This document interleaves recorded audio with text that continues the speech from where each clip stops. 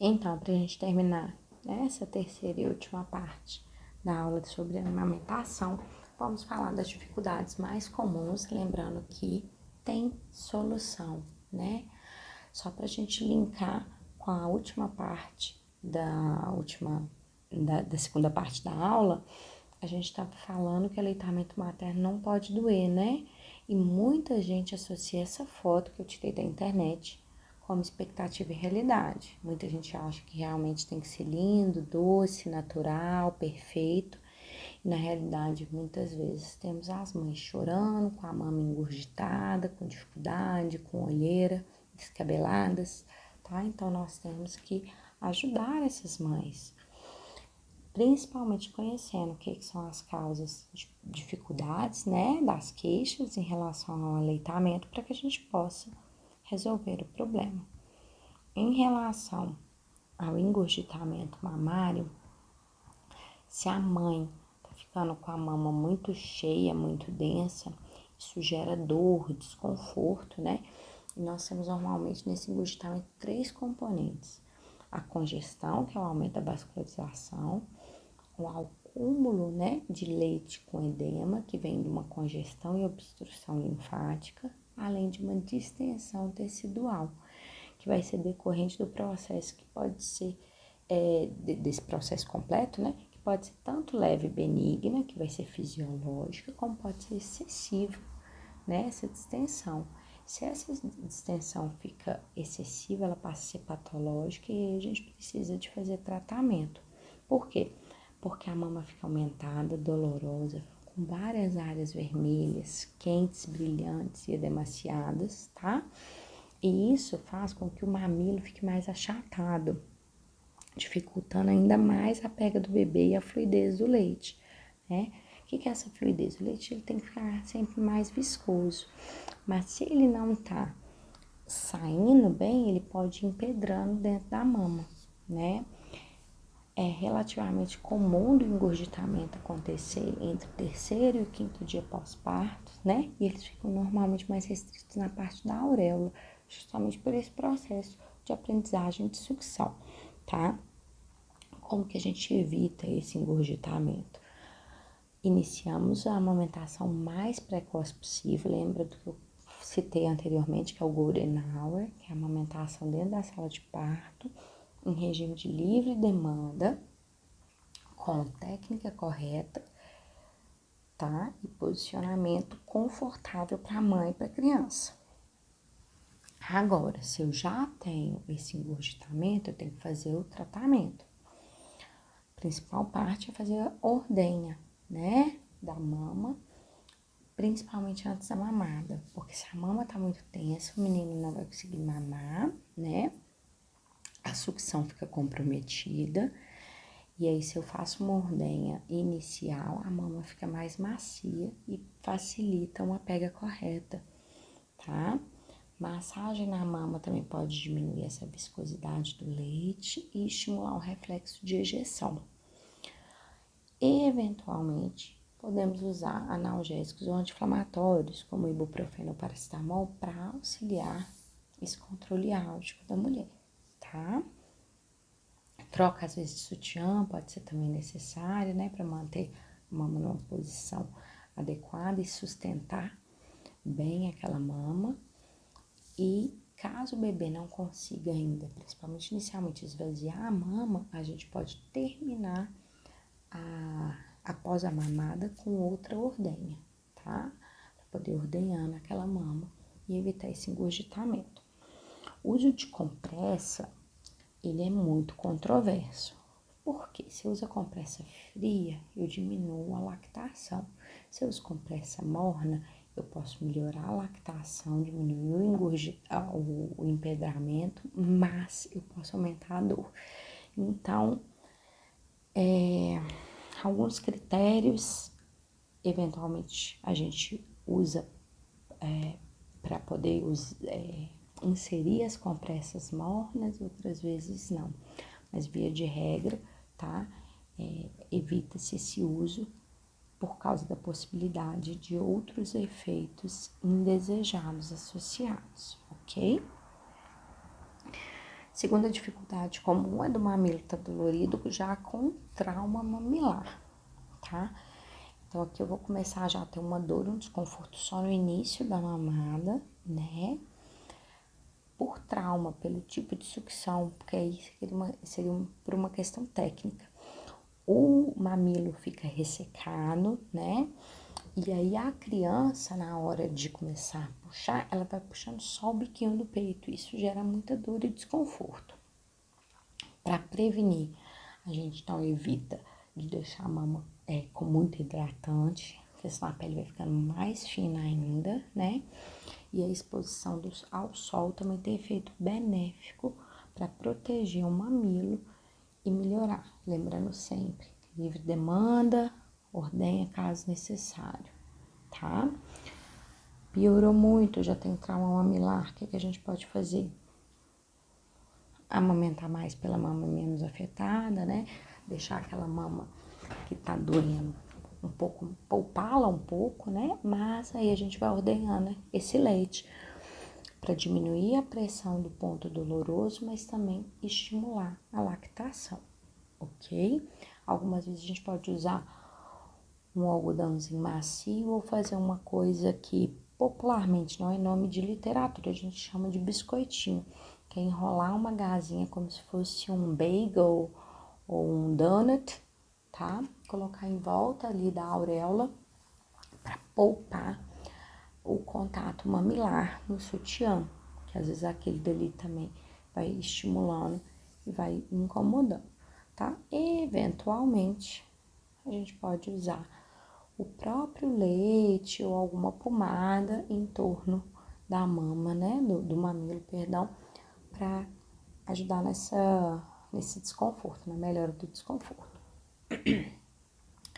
Infecções mamilares são principalmente causadas ou por estafilococcus, né, que é a bactéria comum da pele, ou por um fungo, que é a cândida.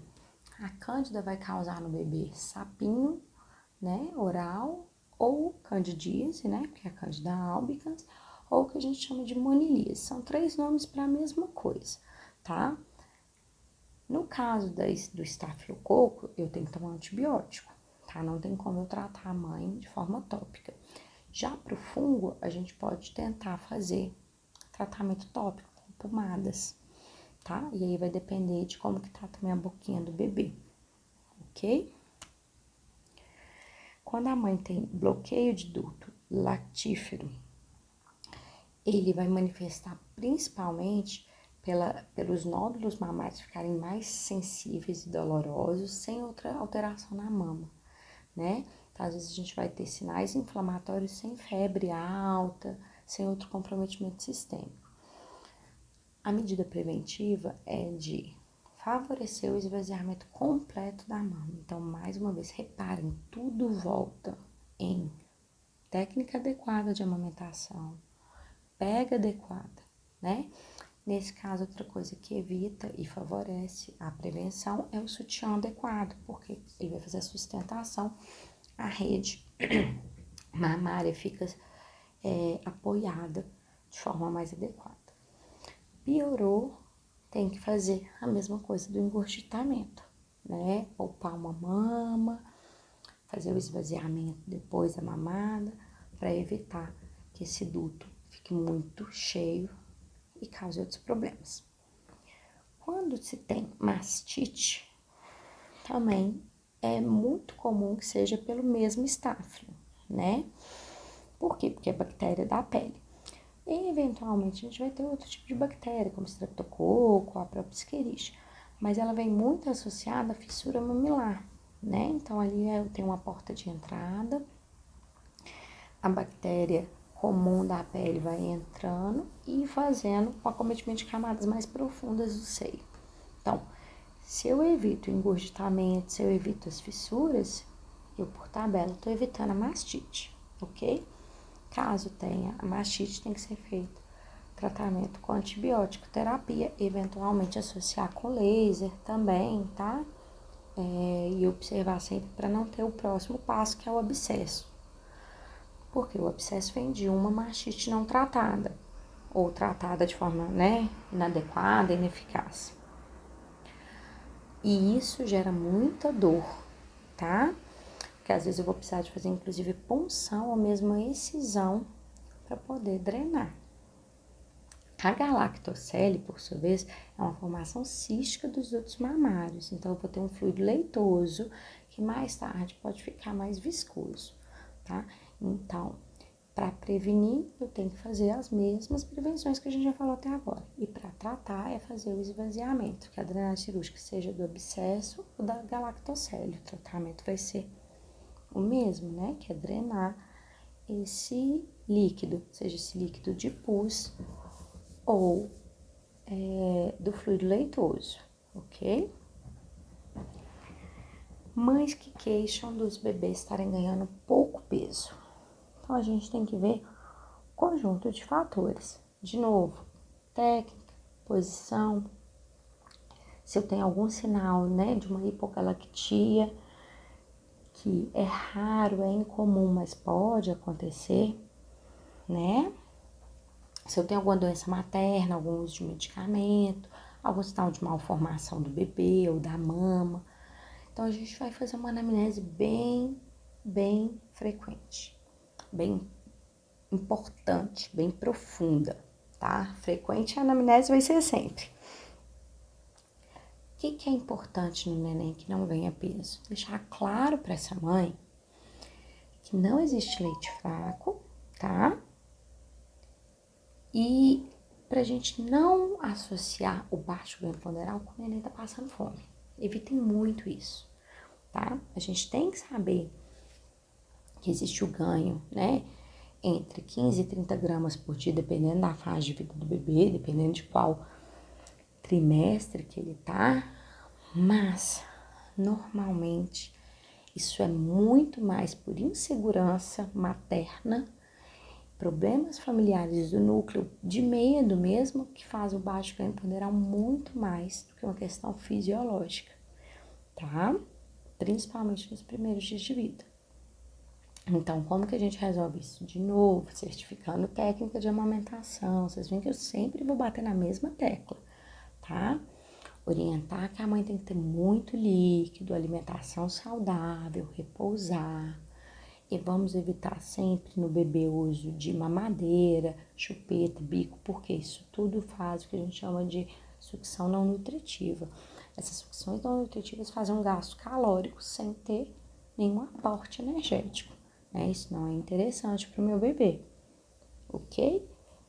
Eventualmente eu posso fazer o ordenho do próprio leite materno e oferecer após a própria mamada, para a gente avaliar se ele não está tendo um gasto calórico muito importante, tá? E excluir qualquer outro fator de alerta, de baixa produção, erro de sucção do bebê, alguma outra questão orgânica aí, tá? Quando a gente pensa também em medicamentos usados, né, pela Nutris, temos que ficar de olho, porque alguns vão fazer alteração mesmo, ok? Então, é sempre o que eu tinha comentado. Tem sempre, qualquer medicamento que a mãe em aleitamento vai usar, a gente tem que olhar qualquer categoria, entre A, B, C e D. Tudo isso já é documentado para que eu possa monitorar minha criança e liberar ou não o aleitamento, ok? Doença materna, volta no que a gente já tinha falado, né? Do HIV, do HTLV, que são contraindicações absolutas, e das relativas, como por exemplo do herpes vírus, ok? Quando a mãe fala que ela tem que voltar ao trabalho e que isso é um fator de dificuldade para ela. Isso é sim, a gente sabe que é um fator limitante, né? Dado que no Brasil e no mundo a gente determina que as crianças deveriam ter aleitamento materno exclusivo por 6 meses, o nosso país dá de licença maternidade para quem é CLT 4. Então, poucas empresas hoje já dão 6 meses de rotina. Então, a gente vê o tanto que isso é discrepante. Eu colocar minha mãe para voltar a trabalhar, sendo que o meu bebê precisa ainda exclusivamente dela, né? Então, fica evidente que a volta é um fator decisivo, né, para o desmame, mas não é imperativo. Existem muitas mães ainda que conseguem manter o aleitamento de forma exclusiva por 6 meses, permanecendo até os 2 anos, mesmo com trabalho, tá? Essas soluções a gente vai construindo junto da família. Então, a gente estabelece a rotina, a gente sabe que tem os direitos trabalhistas para quem é CLT e a gente consegue se organizando nesse sentido, tá? Lembra da parte que eu já falei isso da aula. Dúvidas gerais, tá? Em relação a comportamento da criança, choro, cólica, peito, também gera muito desmame, tá? Então, essas dificuldades associadas às dúvidas são muito frequentes e aí não tem como eu dar solução, porque cada dúvida vai ser uma, né? Tem gente que, por exemplo, que acha que se o neném chorou é porque tá precisando de fórmula.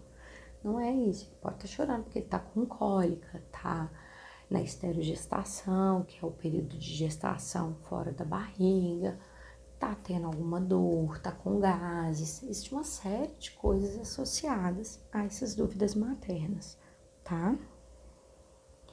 Quando a gente fala que está tudo bem, é pra gente tranquilizar aquela família.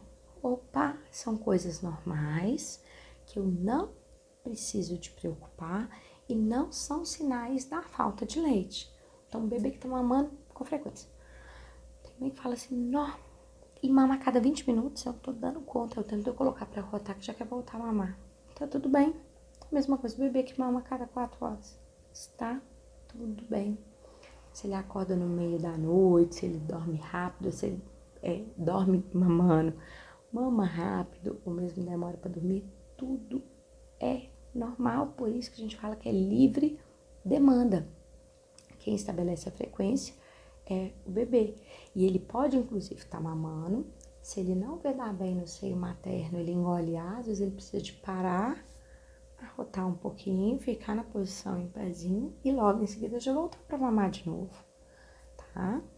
Se o seio ficar mais macio nas primeiras semanas, após 3 semanas, muitas mães relatam que já não sentem mais aquele peito cheio. Isso pode acontecer, por quê? Porque a criança vai melhorando, né? O lactente, a sucção vai ficando mais efetiva. Então, entre uma mamada e outra, às vezes não dá tempo da mama ficar engurgitada, cheia, túrgida, mas não quer dizer que seja erro, tá? Tem mãe que vaza leite na parede, esguicha leite, outras só gotejam. Não faz diferença, tá? Não é isso que determina o bebê conseguir mamar ou não, ok? Mesma coisa para quem não consegue ordenhar leite. Eu tenho mães que têm produção excelente de leite, mas que na ordenha não sai leite, né? Seja manual, seja com a bomba. Não faz diferença, a mesma coisa quando ter feito seios pequenos, que a gente já falou que é um mito, ok? Tudo tá normal. Vamos lembrar aqui que eu tenho uma mãe amamentando, né? É uma coisa inerente à figura materna e que ela não pode pedir muita ajuda na hora do aleitamento, porque não tem como você emprestar a sua mama. O aleitamento, ele é exclusivo materno, né? A gente pode até fazer técnicas de estimulação. Então, por exemplo, se uma mulher souber que vai adotar uma criança, ela consegue estimular uma lactação, mas que não vai ser a fisiológica, né, a natural.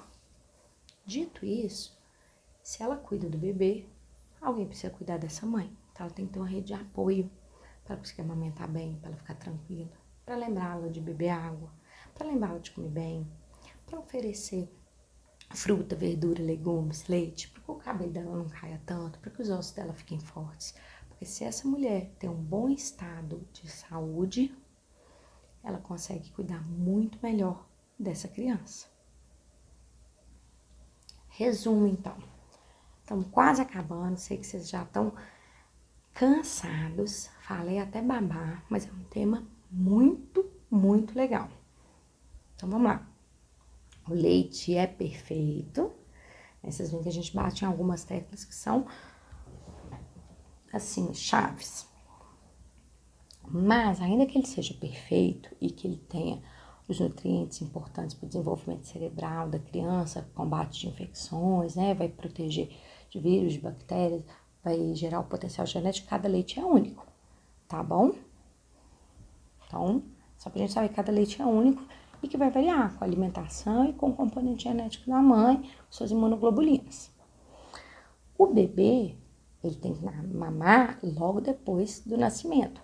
A hora de ouro é importantíssima para a gente ter a ejeção do colostro e oferecer essa grande proteção inicial. O colostro, no meio popular, é dito como essa primeira vacina, porque ele é basicamente lotado de imunoglobulina, tá?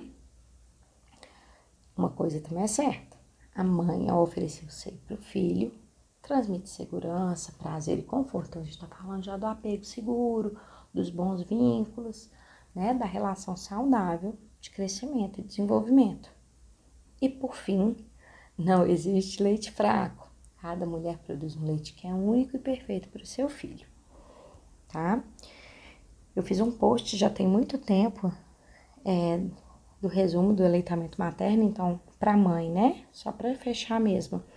Relaxa, o útero volta mais rápido ao tamanho natural, retorno mais rápido ao peso original, menor risco de câncer de mama e ovário. Para mãe e para criança faz uma interação profunda. Para criança tem o melhor desenvolvimento, né? Motor, emocional, intelectual e imunológico. Faço melhor digestão e tenho melhor funcionamento intestinal. Para isso tudo, para eu ter essa nutrição ideal, esse mix perfeito de vitaminas, proteínas e gorduras, eu tenho que lembrar que eu tenho que estar numa posição confortável, posicionar o bebê junto ao corpo e com a pega adequada, independente da posição, ok? Lembrando que não tem leite fraco e que o leite ainda é gratuito, ok? Vou deixar vocês, então, com essa frase final, que a mulher precisa ser assistida e amparada para que possa desempenhar a bom termo seu papel social, o de mulher, mãe, nutriz. E é muita cobrança em cima dessa mãe, por isso que a equipe médica tem que estar preparada para tirar suas dúvidas, acolher e ajudar. Na primeira parte da aula eu falei que eu ia passar meu telefone para vocês, mas não consegui colocar meu número, então tá aqui no final. Meu e-mail e o meu WhatsApp para quem precisar, tá bom? Dica que eu dou, tem esse site que é o aleitamento.com e para quem quiser, na parte da aula que eu estou disponibilizando em PDF, pode clicar aí no manual de alimentação, que tem o manual da Sociedade Brasileira de Pediatria, junto dos links também para vocês. Dúvidas podem mandar então para mim por e-mail, no fórum, que está disponibilizado, ou pelo WhatsApp. Um abraço!